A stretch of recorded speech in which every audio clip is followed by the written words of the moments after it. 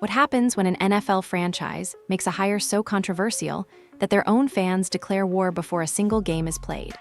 What happens when a coach's past becomes so toxic that season ticket holders threaten to walk away from seats their families have held for generations? And what happens when that coach's alleged victim isn't just any rookie quarterback, but the son of the most influential figure in modern football? The Atlanta Falcons thought they were making a smart, safe hire. A two-time Coach of the Year with a proven track record, a steady hand to guide their struggling franchise back to relevance. Instead, they may have just purchased the most expensive disaster in NFL history, because the man they hired allegedly spent an entire season trying to destroy Shedeur Sanders. And now, the city of Atlanta is demanding answers. This isn't just about football anymore. This is about power. This is about accountability. This is about whether fans can actually force a billion-dollar organization to reverse course. And depending on how the next few weeks unfold, this situation could fundamentally change how every professional sports team operates moving forward. The revolution has already begun. Before we can understand why Atlanta is currently burning with controversy, we need to rewind the tape and examine what allegedly went down in Cleveland. Because according to growing speculation across social media, sports forums, and insider reports, what happened between Kevin Stefanski and Shedeur Sanders wasn't just a simple case of a rookie struggling to earn playing time. The whispers suggest something far more calculated, something far more sinister. When Shedeur Sanders entered the NFL, he wasn't just another quarterback prospect hoping to make a roster. He arrived as arguably the most hyped signal caller since Trevor Lawrence. The son of Dayan, Coach Prime, Sanders carried expectations that would crush most young players. But Shedeur had spent his entire life preparing for exactly this moment. He had the arm talent. He had the processing speed. He had the confidence that borders on supernatural. Every scout who studied his tape came away with the same conclusion. This kid was special. So why did he spend significant time holding a clipboard on the sideline? That's the question that sparked 1,000 conspiracy theories. According to multiple reports circulating online, Stefanski allegedly viewed Shedeur not as an asset to develop, but as a threat to manage. The speculation suggests that the head coach saw a young quarterback with more charisma, more marketability, and more natural talent than anyone he'd ever coached. And rather than embracing that generational ability, he allegedly chose to suppress it. The football community started noticing patterns that seemed impossible to ignore. When Shedeur finally got opportunities on the field, the play calling reportedly shifted dramatically. Instead of the creative, aggressive schemes that Stefanski had become famous for, the offense allegedly became predictable and conservative. Short routes, minimal deep shots. Designed plays that seemed almost engineered to make the rookie look ordinary. Fans and analysts began compiling footage, comparing Stefanski's play calling with other quarterbacks versus what Shedeur received. The differences, according to these breakdowns, were startling, but the on-field tactics were only half the story. What allegedly happened behind closed doors painted an even more troubling picture. Anonymous sources reportedly began feeding local Cleveland media outlets with negative information about Sanders.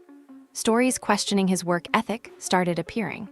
Rumors about his attitude problem spread through beat reporter Twitter accounts. Whispers about him being difficult to coach circulated through NFL insider networks. The timing of these leaks always seemed to coincide with moments when public pressure mounted on Stefanski to give Shedeur more playing time. Now here's where we need to be absolutely clear. Much of this narrative exists in the realm of speculation and fan theory. There's been no official investigation. There's been no confirmed admission of wrongdoing. The reports and rumors paint a picture, but that picture hasn't been verified by official NFL sources. What we do know for certain is that something went wrong in Cleveland. The relationship between coach and quarterback deteriorated in ways that became impossible to hide from public view. The turning point, according to viral speculation, came when someone close to the situation allegedly began documenting everything. Screenshots of internal communications supposedly started circulating through private channels. Video breakdowns comparing Shedeur's Cleveland usage to how other rookie quarterbacks were deployed went viral. The online football community transformed into amateur detectives, piecing together a narrative of deliberate sabotage. Whether that narrative reflects reality or represents passionate fans, connecting dots that don't actually connect remains genuinely unclear. What cannot be disputed is the outcome. By the end of the Cleveland chapter, Shedeur Sanders and Kevin Stefanski were no longer working together. The details of their separation vary depending on who tells the story. Some reports suggest Shedeur demanded out. Others indicate the organization made changes. A few insider accounts claim the truth is more complicated than either simple narrative. But one thing became crystal clear. Whatever happened in that building created wounds that haven't healed. The aftermath left the football world divided into camps. Stefanski's defenders pointed to his coaching accolades. 2 Coach of the Year awards don't happen by accident. The man clearly knows football. His offensive schemes had produced elite results with other quarterbacks. Perhaps, they argued, Shedeur simply wasn't ready. Perhaps the young quarterback's famous confidence crossed the line into arrogance that made him uncoachable. Perhaps the real story was a talented but immature player who needed humbling. Shedeur's supporters saw something entirely different. They saw a coach threatened by a player who didn't need his validation. They saw an old-school mentality clashing with new-school swagger. They saw a power struggle where the coach used his institutional authority to damage a young man's reputation rather than develop his considerable talents. And when Atlanta decided to bring that same coach into their building, these supporters decided they'd seen enough. The Cleveland chapter might be history, but its consequences were just beginning to unfold. Because the man at the center of this controversy was about to walk into a city that doesn't forgive easily. And the fan base waiting for him had already made up their minds about exactly who Kevin Stefanski was. Understanding why this controversy exploded requires understanding what Atlanta means to professional football.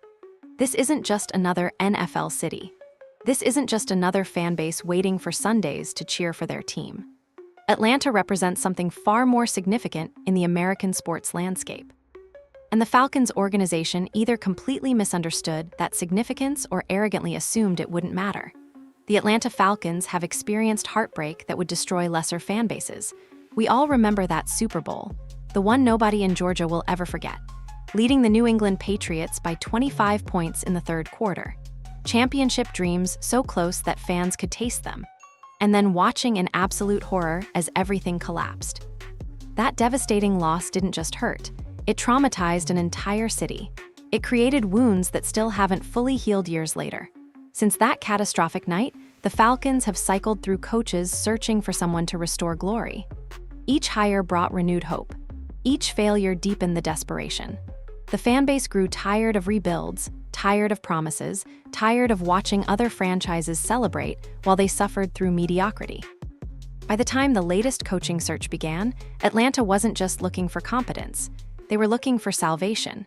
They needed someone who could finally deliver the championship that has eluded this city for so long. Enter Arthur Blank. The Home Depot co-founder turned NFL owner isn't a distant billionaire who treats his team like a hobby. By all accounts, Blank genuinely loves the Atlanta Falcons. He desperately wants to win. And at 82 years old, he understands that his window for delivering a championship is closing. Every season that passes without a Super Bowl trophy represents another year of legacy left incomplete. That desperation, while understandable, may have clouded his judgment on this particular hire. When Kevin Stefanski became available, the football credentials looked impeccable on paper. 2-time Coach of the Year.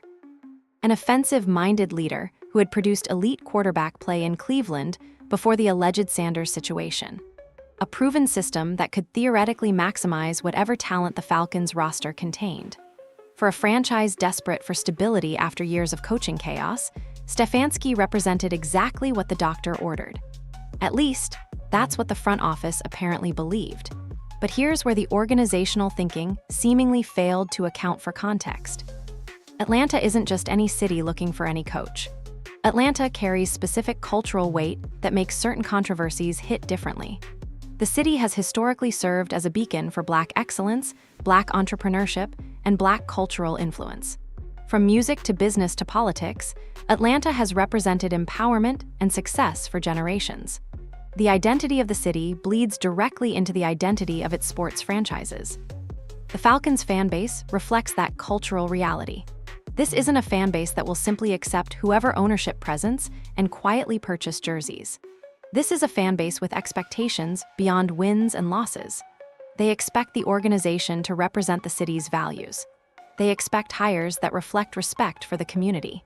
And they most certainly expect the franchise to avoid bringing in anyone with a documented history of allegedly mistreating young black talent. Matt Ryan's reported involvement in the hiring process added another layer of complexity. The beloved former quarterback transitioning into a front office role represented hope for many fans. Here was someone who understood the city, understood the culture, and theoretically understood what kind of leader the team needed. If Ryan signed off on Stefanski, surely he had done his homework. Surely he had investigated the Cleveland situation. Surely he wouldn't bring someone problematic into the building he used to call home. But if those investigations happened, they apparently didn't uncover anything disqualifying. Or perhaps they did, and the decision was made to proceed anyway. Either possibility frustrated fans who expected better from someone they had trusted for over a decade. The honeymoon period that typically accompanies new front office personnel evaporated almost instantly. Instead of excitement about Ryan's new role, fans began questioning whether he truly understood what he had endorsed. The timing of the hire created additional friction. This wasn't a quiet off-season transaction buried among dozens of league moves. This hire came with fanfare and press conferences and bold statements about turning the franchise around. The organization clearly expected celebration. They expected gratitude from a fan base that had suffered through losing seasons. What they received instead was immediate, overwhelming resistance that caught everyone in the building completely off guard. Local sports radio transformed into a battlefield within hours. Callers flooded the lines with fury. Talk show hosts who typically defer to organizational decisions found themselves unable to defend this particular move. The conversation shifted from football strategy to fundamental questions about character and accountability. The hire that was supposed to unite the fan base instead fractured it in ways that would prove incredibly difficult to repair. Some analysts have speculated that the Falcons genuinely didn't anticipate this reaction. Perhaps they operated under outdated assumptions about fan loyalty. Perhaps they believed that winning would eventually silence all criticism. Perhaps they simply miscalculated how much the Shedeur Sanders situation had penetrated public consciousness. Whatever the explanation, the miscalculation proved massive because Atlanta wasn't going to let this slide. Atlanta wasn't going to forget what allegedly happened in Cleveland. And Atlanta most certainly wasn't going to welcome a man accused of sabotaging a young quarterback into their house without a fight. The city that had been waiting years for a reason to believe again suddenly found itself united by something unexpected. Not hope, not excitement, pure, unfiltered outrage.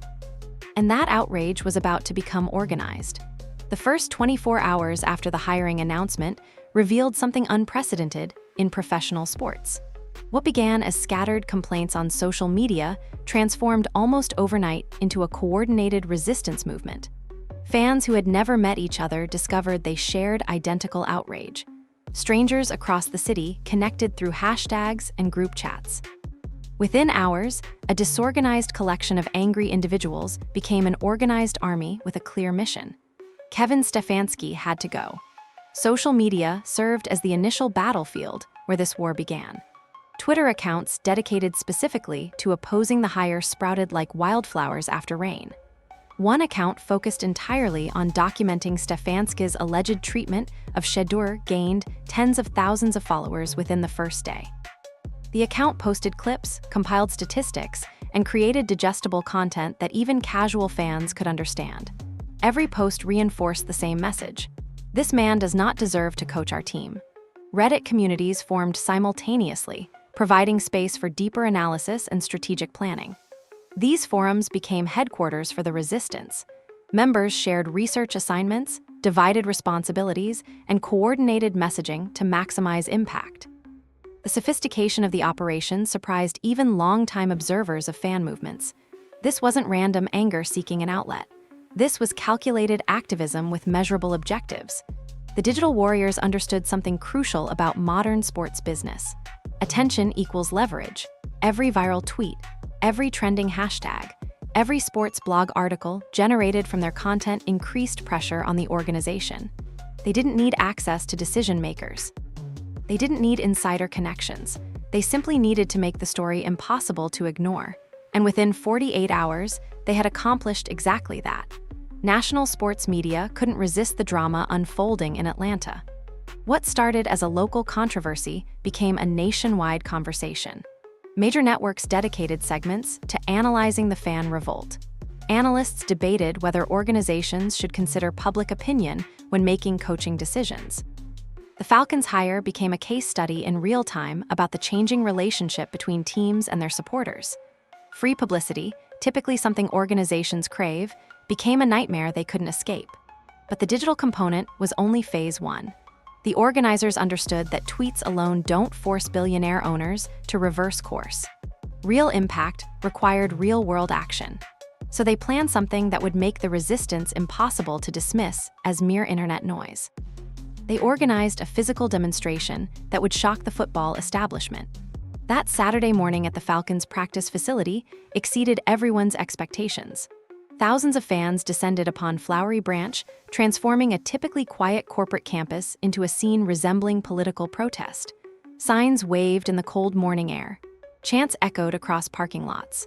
News helicopters circled overhead, capturing footage that would dominate sports coverage for the entire weekend. The message couldn't have been clearer. This is not acceptable, and we will not be silent.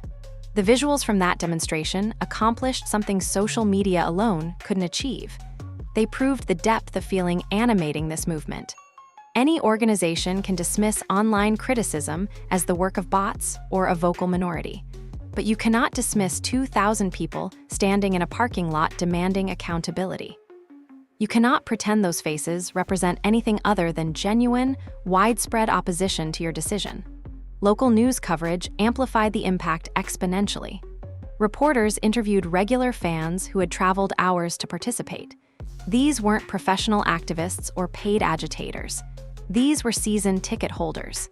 These were families who had supported the Falcons through decades of disappointment. These were the same people who bought jerseys, attended games, and spent thousands of dollars annually supporting the franchise. Their voices carried weight that anonymous Twitter accounts couldn't match. The demonstration also attracted attention from communities beyond the Falcons' fanbase. Supporters of Shedeur Sanders from across the country watched the coverage and added their voices to the chorus. The Sanders family's massive following meant this story reached audiences who don't typically care about coaching hires. Casual sports fans who knew Shedeur from college suddenly had opinions about an NFL team they had never previously considered. The coalition opposing Stefanski expanded far beyond Atlanta city limits. Inside the organization, panic reportedly began setting in. The Falcons had expected some criticism. Every hire generates disagreement, but nothing in their experience prepared them for this level of organized, sophisticated opposition. Crisis management consultants were supposedly contacted. Emergency meetings allegedly filled executive calendars. The carefully planned introduction of their new coach had transformed into damage control operations. The protesters made their demands explicit. They weren't asking for minor concessions or symbolic gestures. They wanted Kevin Stefanski gone before he ever called a single play. They wanted acknowledgement that the organization had made a mistake. And they wanted assurances that future hires would consider character as seriously as credentials. Nothing less would satisfy the movement they had built. What the ownership class failed to understand was how modern technology had shifted power dynamics. Previous generations of fans could only express displeasure by not showing up to games. Their options were limited to consumer choices made in isolation. But this generation could coordinate. They could share information instantly. They could apply pressure simultaneously across multiple channels. They could create consequences that previous fan bases could only dream about. The establishment was about to learn that ignoring this movement carried a price, because the protesters hadn't even revealed their most powerful weapon yet. They hadn't gone after the thing that owners actually care about. That was coming next. Street protests generate headlines. Social media campaigns create awareness. But neither directly threatens the financial foundations that professional sports organizations are built upon. The organizers of the Atlanta resistance understood this reality perfectly. They knew that Arthur Blank didn't become a billionaire by caring about hurt feelings. He became wealthy by understanding money.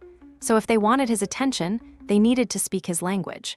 The coalition identified their most powerful weapon hiding in plain sight: legacy season ticket holders. These weren't casual fans who might attend a game or two each year. These were families who had maintained premium seats for generations. Their financial commitment to the franchise represented hundreds of thousands of dollars in guaranteed annual revenue. Their loyalty had been tested through losing seasons, embarrassing defeats, and front office dysfunction. They had never wavered. Until now. Over 200 of these heavyweight supporters drafted a formal letter addressed directly to Arthur Blank. The document wasn't filled with emotional language or personal attacks. It was coldly professional. It outlined specific concerns about the Stefanski hire.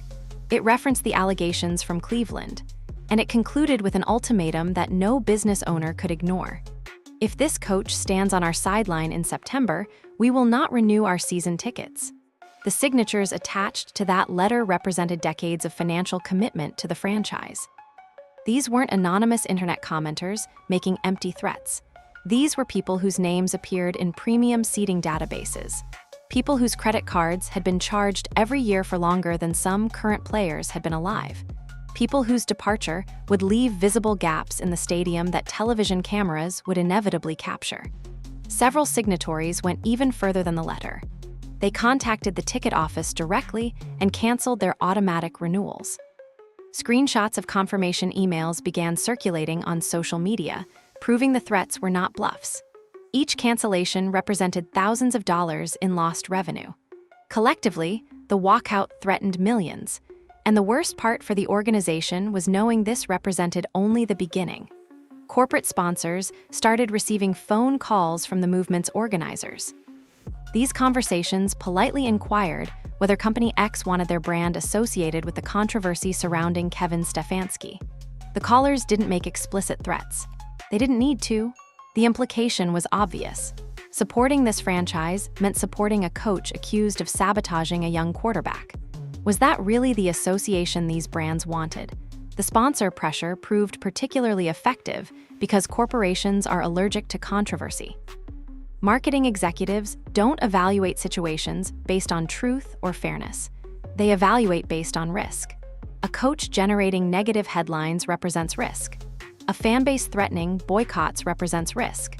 Brands that had enjoyed unproblematic relationships with the Falcons for years suddenly found themselves fielding questions from nervous executives.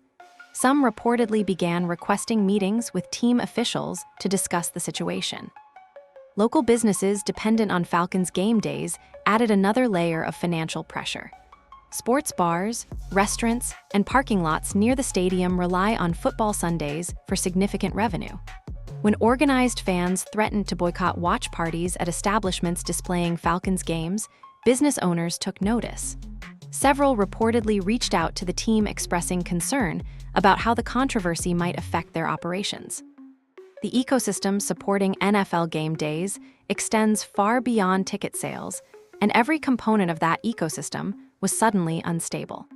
The Falcons organization found themselves facing a sophisticated economic siege. Revenue streams they had always taken for granted suddenly seemed precarious. The assumption that fans would ultimately accept organizational decisions and continue spending money no longer held. This generation of supporters had demonstrated willingness to weaponize their consumer power in ways previous generations never had. Financial analysts who cover professional sports began speculating about potential revenue impacts. While exact figures remained uncertain, estimates suggested the franchise could face significant losses if the resistance maintained momentum through the regular season. Empty seats, declined merchandise sales, reduced sponsor enthusiasm. Each category represented real money disappearing from organizational coffers. Arthur Blank's business instincts undoubtedly recognized the seriousness of the situation. You don't build a company worth billions without understanding when market conditions have shifted against you. The fans had identified his vulnerability and attacked it directly. They had transformed a coaching controversy into a financial crisis. And financial crises demand resolution. The organization's response options grew increasingly limited as the economic pressure mounted. They could attempt waiting out the storm, hoping fan anger would dissipate before causing irreparable damage. But each passing day brought new cancellations and new sponsor concerns. They could launch a public relations campaign defending the hire. But every attempt to shift the narrative had backfired spectacularly. Or they could admit the mistake and cut their losses. The math increasingly pointed toward that third option. What the Falcons' front office experienced represented the new reality of professional sports ownership.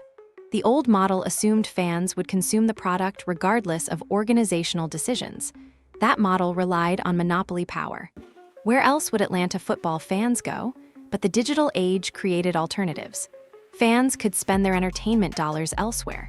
They could publicly shame organizations that ignored their concerns. They could make the cost of stubbornness exceed the cost of adaptation. The money conversation was just beginning, but already the message had been delivered with unmistakable clarity. Ignore us at your financial peril. Whenever significant fan movements threaten established power structures, a predictable counteroffensive emerges.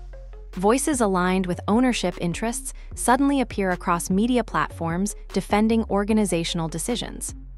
Talking points circulate that attempt to reframe passionate resistance as irrational overreaction. The playbook is ancient, but it gets deployed because it often works.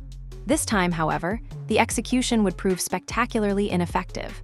Within days of the protests gaining national attention, several prominent sports analysts began offering takes that seemed almost coordinated in their messaging. The talking points were familiar. Stefanski is a two-time Coach of the Year. You can't judge him based on one difficult situation. Every coach has conflicts with players. Atlanta fans are being unreasonable and emotional. The Falcons should be praised for hiring an experienced winner, not attacked for making a logical decision. These segments aired on major networks with significant viewership. The analysts delivered their opinions with the confidence of experts who understood football better than ordinary fans possibly could. Their tone contained subtle condescension, suggesting that the resistance came from people who simply didn't understand the complexities of building a professional roster. Trust the process. Trust the football men. Trust that ownership knows better than you.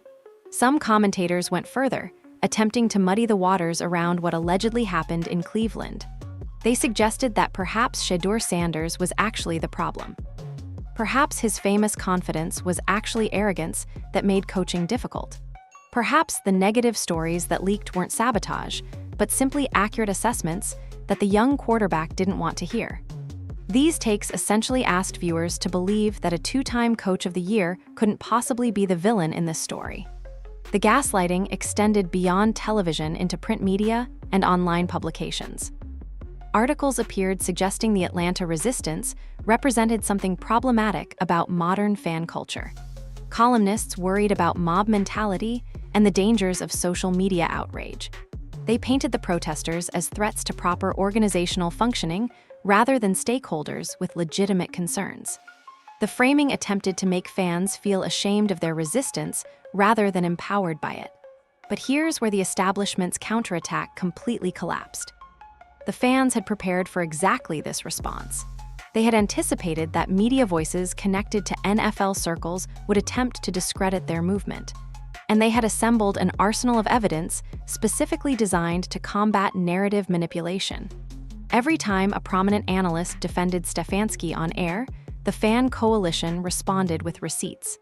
They flooded social media with video evidence. They posted clips showing specific play calls that seemed designed to limit Shedeur's effectiveness. They shared timeline comparisons demonstrating how negative stories about Sanders coincidentally appeared whenever Stefanski faced criticism. They compiled statistical analyses showing how Shedeur's usage differed dramatically from other young quarterbacks in similar situations. The evidence was presented in formats optimized for social media consumption. Short video clips with clear narration. Infographics that conveyed complex information quickly. Thread breakdowns that walked viewers through specific incidents step by step. The production quality matched or exceeded what traditional media outlets produced. The fans had essentially created their own counter-programming network dedicated to truth-telling. Traditional media's credibility suffered significant damage as a result.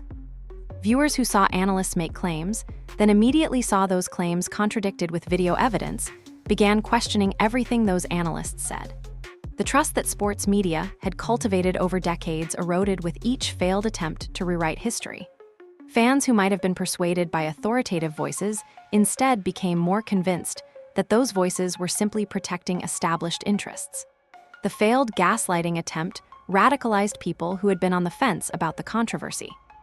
Casual observers who might have dismissed the resistance as overblown watched the media attacks and felt something shift. If the establishment is working this hard to discredit these fans, maybe the fans are onto something real. The aggressive defense of Stefanski backfired spectacularly, creating new opponents where none had existed before. Social media analytics told the story clearly. Every defensive segment that aired on traditional media generated massive engagement on opposing content. The ratio of negative to positive commentary skewed overwhelmingly against the media defenders. Hashtags criticizing specific analysts for carrying water for owners trended nationally. The people paid to shape public opinion discovered they had lost control of the conversation entirely. The coalition's media strategy revealed sophisticated understanding of modern information warfare. They knew they couldn't prevent opposing voices from accessing major platforms, but they could ensure those voices faced immediate, overwhelming contradiction. They could make defending Stefanski so costly in terms of personal credibility that analysts would think twice before trying. They could demonstrate that gaslighting no longer worked when thousands of people carried cameras in their pockets and receipts in their cloud storage. What emerged from this phase of the conflict was a transformed media landscape. Traditional outlets could no longer assume their narratives would be accepted simply because of institutional credibility. Fans had become sophisticated media critics capable of identifying spin and dismantling it in real time. The old playbook that protected owners from accountability had been rendered obsolete. The establishment's best weapon had failed. Now the conversation would move to territory that made everyone uncomfortable. There's a dimension to this controversy that mainstream media has tiptoed around nervously. Commentators have addressed the football elements. They've discussed the business implications. They've analyzed the unprecedented nature of organized fan resistance. But there's an elephant in the room that demands acknowledgement. The racial dynamics underlying this entire situation cannot be ignored if we want to understand why Atlanta specifically exploded with this particular intensity. Let's establish context that matters. Atlanta holds a unique position in American culture. For generations, the city has represented Black excellence, Black entrepreneurship, and Black empowerment. From the birthplace of the civil rights movement to the capital of hip-hop culture, Atlanta has been a beacon. The city's identity is inextricably linked to Black success and Black leadership. This isn't incidental background information. It's fundamental to understanding everything that's happening. Now consider the specific allegations against Kevin Stefanski. According to reports circulating widely online, he allegedly engaged in a systematic campaign to undermine, bench, and publicly damage a young Black quarterback who refused to diminish himself. Shedeur Sanders arrived in the NFL with confidence that some observers coded as threatening. He didn't perform the humble, deferential rookie routine that certain coaches expect. He carried himself like someone who knew his worth and wouldn't apologize for it. The historical context makes these allegations particularly inflammatory. The NFL has an uncomfortable legacy regarding Black quarterbacks. For decades, Black signal callers faced questions about their intelligence, their leadership abilities, and their suitability for the position.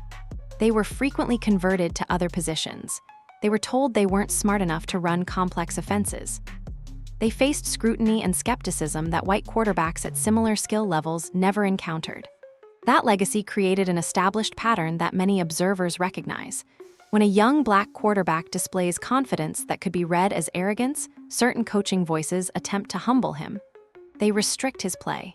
They leak negative information about his attitude. They create narratives suggesting he's difficult or uncoachable. The stated goal is usually framed as development. The actual effect is often damage. Whether Kevin Stefanski specifically engaged in this pattern remains a matter of dispute and speculation. But the perception that he did carries enormous weight in a city like Atlanta. The fan base didn't simply see a coach mishandling a player. They saw a potential repetition of historical wrongs that their city has spent generations fighting against. They saw a pattern they recognized and refused to accept. Critics might argue that injecting race into a football conversation is inappropriate or inflammatory. They might suggest that the controversy should focus purely on coaching decisions and player development. But that argument ignores how deeply race has always been embedded in American sports. You cannot separate the treatment of athletes from the broader social context in which that treatment occurs. Pretending otherwise doesn't create neutrality. It creates blindness. The Atlanta fan base made their perspective explicitly clear through protest signs and social media messaging. They framed the Stefanski hire as an insult to their city's values. They questioned how the organization could ignore the racial dimensions of the Cleveland situation and bring that energy into their community. They viewed the hire not just as a football mistake, but as a statement about what the franchise considered acceptable. Prominent voices within the Atlanta community amplified these concerns. Local leaders questioned whether the Falcons understood their market. Influential figures with significant platforms added their criticism to the chorus. The controversy expanded beyond sports media into broader cultural conversation. Podcast hosts, radio personalities, and social media influencers who don't typically discuss football found themselves weighing in. The organization's apparent failure to anticipate this reaction revealed a significant blind spot. Either the decision-makers didn't consider how the racial dynamics would be perceived, or they considered them and proceeded anyway. Neither possibility reflected well on leadership. The first suggested ignorance about their own market. The second suggested indifference to legitimate concerns. Some defenders attempted to argue that discussing race was itself racist. That seeing racial patterns where perhaps none existed perpetuated harmful divisions. That the fans were projecting their own biases onto a straightforward coaching decision. This defense found few receptive ears in Atlanta. The community felt confident in their reading of the situation and resented being told their interpretation was somehow improper. What emerged was a moment of profound clarity about what Atlanta would and wouldn't accept. The city drew a line declaring that certain treatment of young Black athletes would not be tolerated within their boundaries. Whether specific allegations against Stefanski were accurate mattered less than what his presence symbolized. The message being sent extended far beyond one coach and one team. This wasn't about punishing someone for unproven accusations. This was about a community refusing to welcome someone whose alleged actions contradicted their values. Atlanta had spent generations building something meaningful. They weren't going to let anyone bring energy into their house that disrespected what they had built.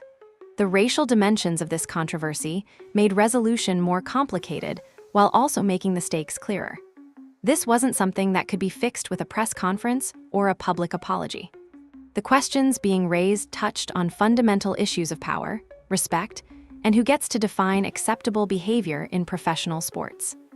Atlanta had taken a stand, and backing down would require more than organizational wishes. Kevin Stefanski may have believed he was dealing with an ordinary rookie quarterback situation. He may have operated under assumptions that applied to previous generations of young players entering the NFL. If so, he fundamentally misunderstood what he was walking into. Because Shedeur Sanders isn't just a football player. He's the heir to an empire, and the empire protects its own. Deion Sanders transformed the landscape of college football in ways nobody thought possible. When he took over at Jackson State, skeptics laughed. When he moved to Colorado, doubters predicted disaster. Instead, he produced one of the most remarkable turnarounds in the history of the sport. He brought attention, recruits, and wins to a program that had been written off. He proved that his vision worked, and he did it while being unapologetically himself. Along the way, Coach Prime built something larger than a football program. He built a movement, millions of followers across social media platforms, documentary series chronicling his journey, endorsement deals with major brands, a presence in popular culture that extends far beyond sports. When Deion speaks, people listen. When Deion takes a position, people pay attention. His influence reaches corners of American life that most coaches never touch. Shedeur grew up within this ecosystem. He didn't enter the NFL as an unknown quantity hoping to build his brand. He arrived with millions of followers already. He came with endorsement deals already secured. He possessed a platform that most veteran NFL players never achieve. His visibility meant that everything happening to him played out before a massive audience primed to support him and suspect anyone who seemed to oppose him. The implications for Kevin Stefanski should have been obvious. When you allegedly mistreat Shedeur Sanders, you aren't just creating conflict with one player. You're creating conflict with one of the most powerful families in sports. You're inviting scrutiny from an audience that extends far beyond football analysts. You're picking a fight with people who have the resources, platform, and motivation to make your life extremely difficult. Early indications suggest the Sanders family has been strategically measured in their public response to the controversy. They haven't launched direct attacks or made explosive accusations. They've allowed the fanbase and independent observers to carry the weight of criticism. This approach demonstrates sophisticated understanding of how public relations battles work. Sometimes the most powerful thing you can do is nothing while others fight on your behalf. But make no mistake about the underlying reality. The Sanders family possesses resources that could escalate this controversy significantly if they chose to deploy them. They have relationships with media figures who would amplify their message. They have legal counsel that could explore various remedies. They have a platform that reaches millions of people who would believe their version of events. The fact that they've been relatively quiet doesn't mean they're powerless. It means they're strategic. The celebrity dimension of this controversy changed how traditional sports media could cover it. Entertainment journalists suddenly found the story relevant to their beats. Pop culture podcasts discussed it. Influencers who never talk about football weighed in.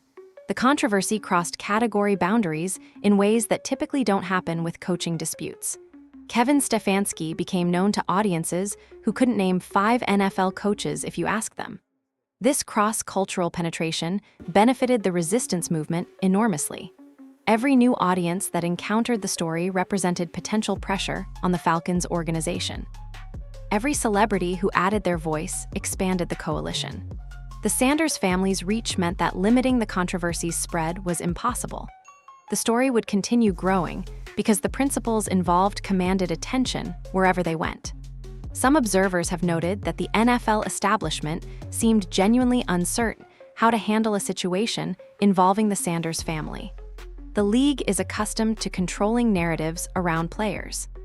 They have protocols for managing controversy and limiting damage, but those protocols assumed the league held superior power and platform. Against the Sanders movement, that assumption no longer held.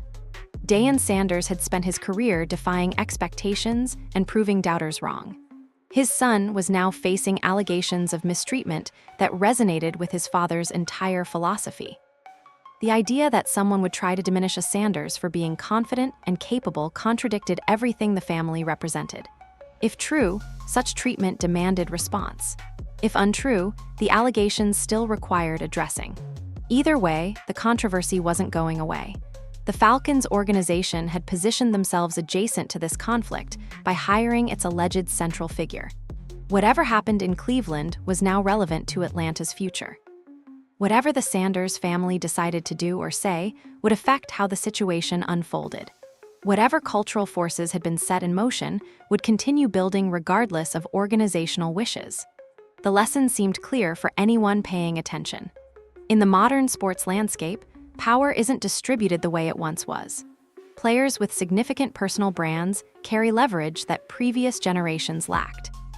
Families with cultural influence can mobilize support that overwhelms institutional messaging. The old rules about coaches having ultimate authority and players needing to comply quietly no longer apply universally. Kevin Stefanski may be discovering that lesson the hard way. He may be realizing that the assumptions guiding his Cleveland approach don't apply when the player you're allegedly targeting possesses extraordinary resources. The Sanders family hadn't even fully engaged in the conflict yet, and already the pressure was nearly overwhelming. What happens when they do fully engage remains to be seen. Professional athletes occupy a strange position in corporate hierarchies. They generate the revenue that makes everything possible. Without their labor, there are no games, no broadcasts, no merchandise sales. They are the product that fans consume and sponsors pay to associate with. Yet despite their centrality, they often lack power to influence organizational decisions that directly affect their working conditions. NFL contracts contain provisions that limit what players can say publicly about their employers. Non-disparagement clauses prevent direct criticism of coaches, ownership, or organizational decisions. Violating these provisions can result in financial penalties, reduced playing time, or being labeled a locker room cancer that other teams avoid. The league has constructed a system where the people most affected by coaching hires have the least ability to publicly comment on them. This structural reality created a fascinating dynamic in the Atlanta situation. According to various reports, current Falcons players reportedly held serious concerns about the Stefanski hire. They had watched what allegedly happened to Shedeur Sanders in Cleveland. They understood that if those allegations were accurate, they could face similar treatment. A coach willing to sabotage one player to protect his reputation would logically be willing to sabotage any player when circumstances required it. The reported concerns weren't limited to abstract worry about potential future mistreatment. Players allegedly studied the Cleveland footage and identified specific patterns that troubled them. They saw a coach who reportedly leaked negative information about his quarterback. They saw an alleged willingness to sacrifice player reputations to deflect blame. They saw behavior that, if accurately characterized, represented everything professional athletes fear about their relationship with coaching staffs. But what could these players actually do about their concerns? Going to the media would violate their contracts. Directly confronting ownership might damage their standing within the organization. Demanding Stefanski's removal would position them as insubordinate troublemakers. The players found themselves trapped between legitimate concerns and institutional structures designed to silence those concerns. According to insider reports, the solution they found was both creative and unprecedented. Unable to speak publicly themselves, players allegedly established back-channel communications with leaders of the fan resistance movement. These connections allowed players to express support without technically violating their contractual obligations. The message reportedly conveyed was simple but powerful. Keep pushing. We can't say it out loud, but we agree with everything you're doing. This alleged alliance between silenced players and vocal fans represented something remarkable in professional sports. The fans essentially became a proxy voice for locker room sentiment. Their protests carried additional weight because they weren't simply personal opinions. They reflected concerns shared by the very people who would have to work alongside Kevin Stefanski daily. The existence of these back channels, if accurate, created complications for the organization's position. Ownership could dismiss external critics as uninformed outsiders who didn't understand football. But they couldn't as easily dismiss the concerns of their own players without acknowledging that something was seriously wrong. The internal alignment with external resistance strengthened both movements. Some reports suggested that veteran players specifically were most vocal in private settings. Players who had been in the league long enough to recognize problematic coaching patterns. Players who had seen talented teammates undermined for political reasons. Players who understood exactly what the allegations against Stefanski implied about his likely future behavior. Their experience gave their concerns additional credibility within locker room discussions. The younger players faced a different calculus. Still trying to establish themselves in the league, they had less security and more to lose from being perceived as difficult. Yet they also had the most to fear from a coach allegedly willing to damage young players who didn't conform to expectations. The reported player meetings addressed these varying circumstances, with veterans allegedly advising younger teammates on how to protect themselves. The silence from players in traditional media interviews took on new meaning given these reports. When asked about their new coach, Falcons players gave generic, non-committal responses. The absence of enthusiastic endorsement said more than any criticism could. Compare their measured language to how players typically discuss coaches they genuinely respect, and the gap became obvious. This situation highlighted broader questions about player power in professional sports. Leagues generate billions in revenue from athlete labor, yet those athletes have limited ability to influence who leads them. They can't vote on coaching hires. They can't veto decisions that affect their careers. They're expected to accept whatever management decides and perform regardless of their reservations. The Atlanta situation suggested potential shifts in this power imbalance. Players found workarounds to express themselves despite contractual limitations. They discovered that fans could carry messages they couldn't deliver directly. They learned that public pressure could achieve results that internal advocacy couldn't. These lessons might prove valuable in future controversies across the league. Whether the Falcons organization knew about the alleged player back channels remained unclear.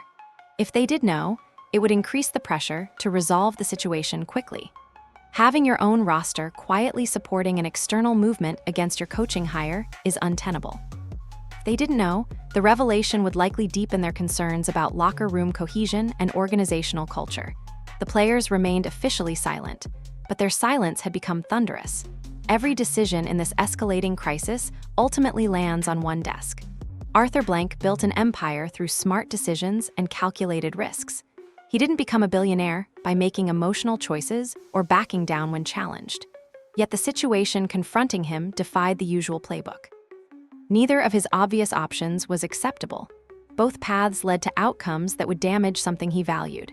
The first option was holding the line, keeping Kevin Stefanski, waiting for the controversy to subside, operating under the assumption that winning games would eventually silence critics. This approach had historical precedent. Plenty of unpopular hires had eventually won over skeptical fan bases through on-field success. Time heals many wounds, and short memories characterize most sports markets. Perhaps the same would prove true in Atlanta, but the risks of this approach were substantial and growing. The threat from season ticket holders represented real money disappearing from organizational projections. Sponsor concerns added additional financial pressure. The possibility of playing games in a hostile environment, where your own fans actively root against success to validate their opposition, created competitive disadvantages. And the locker room concerns, if reports were accurate, suggested the coach might face resistance from the very players he needed to perform. The second option was admitting the mistake, firing Stefanski before the season began, eating the contract buyout and starting the coaching search over. This approach would require swallowing enormous pride. It would mean publicly acknowledging that the organization had misjudged the situation. It would invite criticism about front office competence from other owners and league observers. The financial implications of this option were significant but not insurmountable.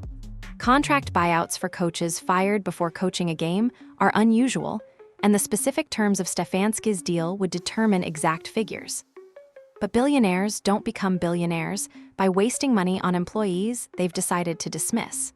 The embarrassment factor loomed larger than the dollar figures for someone in Blank's position. Beyond these immediate considerations lay deeper questions about legacy. At 82 years old, Arthur Blank understood that his time as an active owner was limited. He wanted his tenure remembered for bringing a championship to Atlanta. Instead, his final chapters might be defined by this controversy if he handled it poorly. The Super Bowl collapse already marked his ownership. Adding a disastrous coaching hire that fractured the fan base would cement a narrative of failure. Reports suggested Blank had convened emergency meetings to assess the situation. These gatherings allegedly included his closest advisors, legal counsel, and whatever figures he trusted for frank assessments. The discussions reportedly explored every angle. Could they legally void the contract based on the recent public statements? What would settlement negotiations look like? How would the league view such unprecedented action? Some reports indicated that Matt Ryan, as a football operations figure who had endorsed the hire, faced particular scrutiny in these discussions. His credibility had been staked on this decision. If the organization reversed course, it would implicitly acknowledge that Ryan's judgment had failed. The implications for his career in the front office were significant regardless of which direction ownership chose. The legal questions added complexity to an already complicated situation. NFL contracts contain various provisions for termination, but firing a coach before he's coached a game for purely public relations reasons might break new ground. Whether statements Stefanski had made constituted sufficient grounds for termination would require careful legal analysis. The possibility of wrongful termination litigation added another layer of risk to consider. Meanwhile, every day that passed without resolution extended the controversy. The fans maintained pressure. Media coverage continued, The organization's reputation suffered incremental damage with each news cycle. Delay itself had become costly. Whatever decision blank ultimately made, making it slowly guaranteed additional harm. The situation illuminated fundamental tensions in professional sports ownership. Owners technically hold ultimate authority. They write the checks and make the rules, yet their authority depends on fan support that they cannot actually command. They can fire coaches, but cannot make fans care about the replacement. They can invest money, but cannot purchase enthusiasm. Their power is real but conditional. Arthur Blank had spent decades building goodwill with the Atlanta fanbase. He was generally perceived as an owner who cared about the city and wanted to succeed. That reservoir of goodwill was now being tested. Fans who had given him the benefit of the doubt on previous decisions were refusing to extend the same grace here. The issue had simply become too important to overlook. His decision, whatever it turned out to be, would reverberate beyond this single coaching hire. If he caved to fan pressure, it would establish precedent that organized resistance could force ownership reversals. Every future controversial decision would invite similar campaigns. If he held firm against the opposition, it would signal that fan opinion ultimately didn't matter when ownership had made up its mind. Neither precedent was particularly attractive. The billionaire who had built empires and overcome countless challenges faced perhaps his most difficult decision. No option was clean. No path led to unambiguous victory. Whatever choice he made would define how this chapter of Falcons' history was written, and the clock kept ticking toward decisions that couldn't be delayed forever. As the controversy dragged on, a particular defense of Kevin Stefanski appeared repeatedly across media platforms. Well-meaning commentators, analysts who considered themselves reasonable and fair, offered what they believed was sensible counsel. Give the man a chance. Judge him on what he does in Atlanta, not what allegedly happened in Cleveland. Everyone deserves an opportunity to prove themselves in a new environment. This argument sounded reasonable on its surface. Beneath that surface, it collapsed completely. Let's examine the logic carefully. The give him a chance framework assumes that past behavior has limited predictive value for future behavior. It suggests that changing teams represents a genuine reset. That whatever happened in Cleveland exists in a sealed container that won't affect what happens in Atlanta. That Stefanski's character and tendencies can be evaluated fresh without reference to documented history. This assumption contradicts everything we understand about human behavior. People don't fundamentally transform because they change employers. Patterns established over years don't evaporate because someone signs a new contract. If a coach demonstrated willingness to sabotage players to protect himself in one city, that willingness doesn't disappear when he moves to another. The underlying psychology that produced problematic behavior remains intact. The argument also misunderstands what fans were actually predicting. They weren't simply punishing Stefanski for past offenses. They were predicting future offenses based on established patterns. They anticipated that the first time things got difficult in Atlanta, he would revert to familiar tactics. When the offense struggled, he would find scapegoats among his players.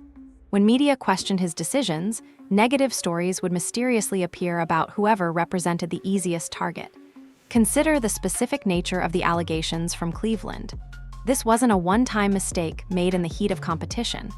This wasn't a poor strategic choice that looked bad in hindsight. The alleged behavior represented a sustained campaign conducted over an entire season. It involved calculated decisions made repeatedly across months. It required premeditation, not just momentary lapses in judgment. That type of pattern doesn't qualify as a forgivable error that new circumstances might correct.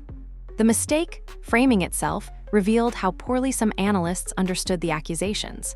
Calling a bad play on fourth down is a mistake. Mismanaging the clock at the end of a close game is a mistake. Choosing the wrong player to feature in your offensive scheme is a mistake. Mistakes are unintentional errors made by people trying their best who happen to fall short. They can be coached out of someone with proper feedback and development. What was alleged against Stefanski was intentional. According to reports, he made deliberate choices to limit a player's development. He reportedly authorized or participated in leaking damaging information. He allegedly prioritized his job security over a young person's career. These aren't mistakes that better coaching could correct. These reflect values and priorities that exist independent of circumstance. The demand for a fresh chance also ignored the institutional dynamics at play. Falcons players had presumably seen what happened in Cleveland. They knew the allegations. Even if they wanted to give Stefanski the benefit of the doubt, that history would affect their ability to trust him. When something went wrong, when negative stories appeared in the press, they would wonder. The Cleveland situation created a permanent shadow that no amount of good behavior could fully dispel. Some defenders tried reframing the conversation by attacking Shedeur Sanders. Perhaps he was actually difficult to coach. Perhaps his confidence crossed into arrogance that undermined team chemistry. Perhaps the negative information that leaked was accurate, and Stefanski was simply being honest about his quarterback's shortcomings. This defense required believing that one of the most acclaimed young quarterbacks in recent memory was actually the problem, not the two-time coach of the year. The evidence didn't support that alternative narrative. Shedeur's college career demonstrated leadership and work ethic. His teammates publicly vouched for his character. His father's program showed no signs of the attitude problems that would presumably accompany a difficult personality. Everything external observers could verify suggested a young man who took his craft seriously and worked hard to improve. The negative characterization emerging from Cleveland contradicted all prior documentation. Fans recognized this contradiction and drew their conclusions accordingly. They saw a pattern they recognized from other contexts. A powerful figure feeling threatened by a young person who refused to be diminished. A campaign to redefine confidence as arrogance. Systematic efforts to destroy someone's reputation when they wouldn't comply. The specific football context was new, but the underlying dynamic was ancient. The reasonable people asking for chances misunderstood what reasonableness required in this situation.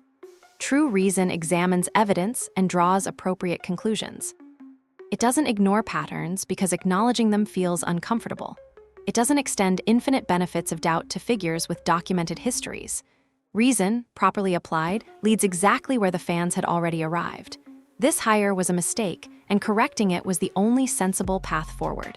The fans weren't being unreasonable. They were being prophetic. They saw what was coming and tried to prevent it.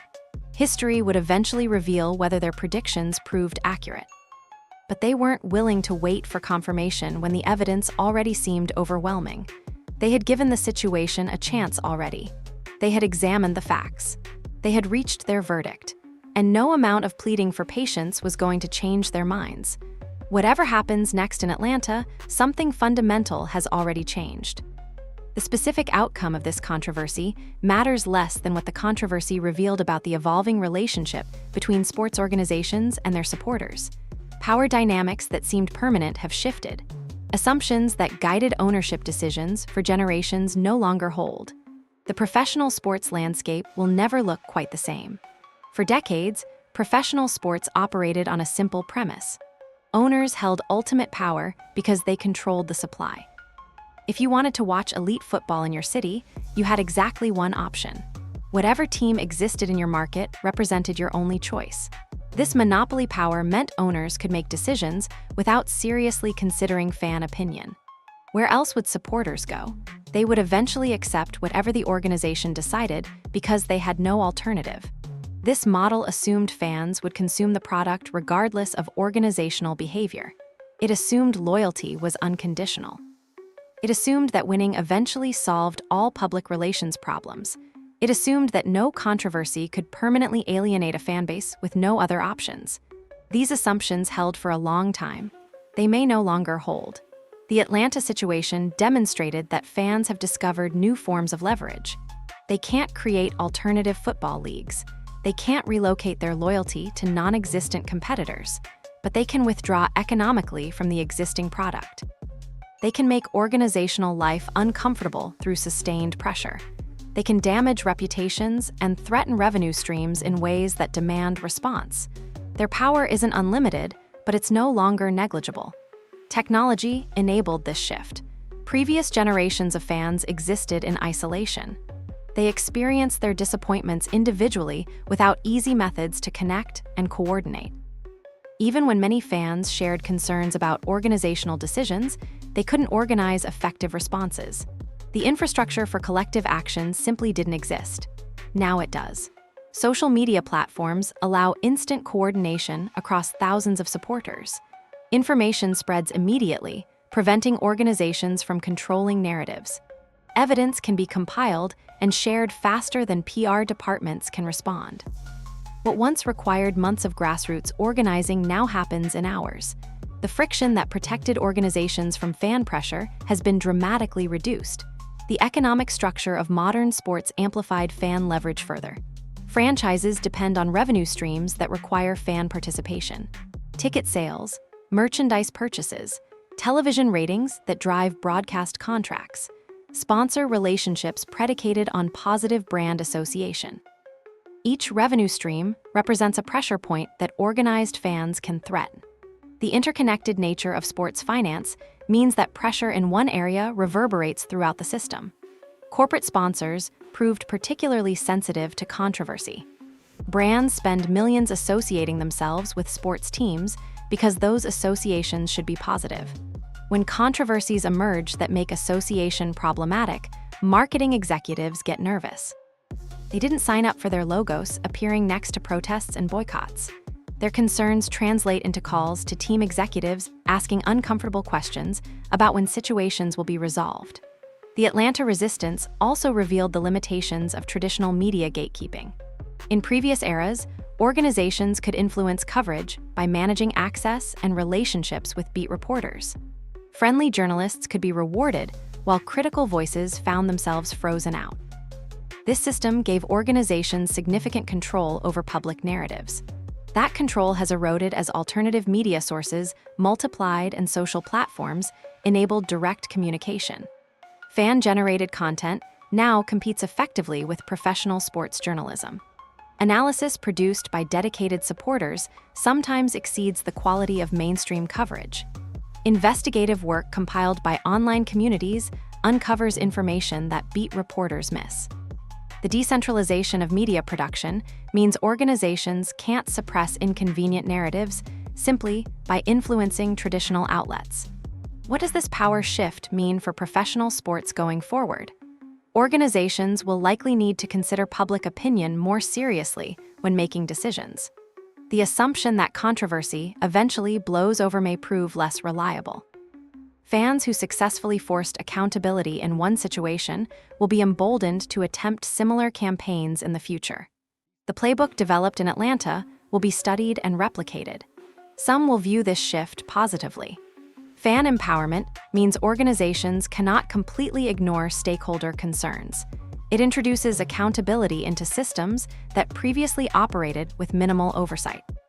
It forces powerful figures to consider how their decisions affect communities that have invested emotionally and financially in their franchises. Democracy, of a sort, comes to professional sports.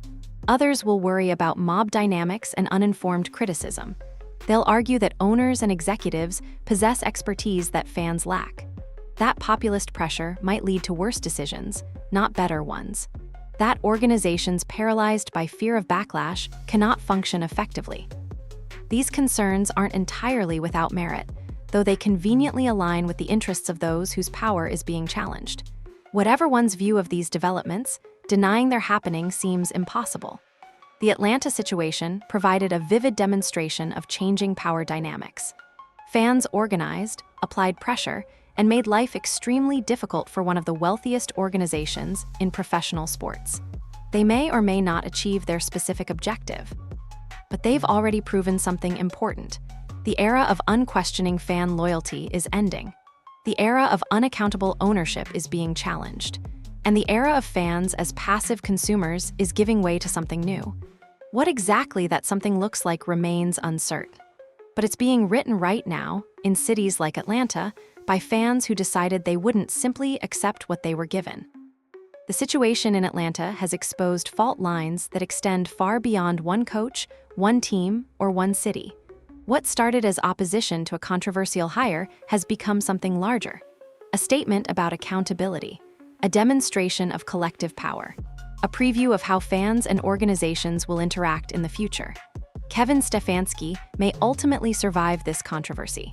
Arthur Blank may decide that weathering the storm costs less than admitting error. The protests may fade, the boycotts may collapse, and the Falcons may play football in September with their controversial coach on the sideline. That outcome is entirely possible. But even that outcome wouldn't erase what happened. Fans proved they could organize at unprecedented speed and scale. They proved that owner decisions aren't untouchable. They proved that the relationship between teams and supporters has fundamentally changed. Those lessons persist regardless of immediate results. Or perhaps the pressure succeeds. Perhaps Stefanski goes before calling a single play. Perhaps the unprecedented happens because the unprecedented pressure demanded it. Either way, something has shifted, and there's no going back. The fans found their voice. Now everyone's wondering what they'll say next.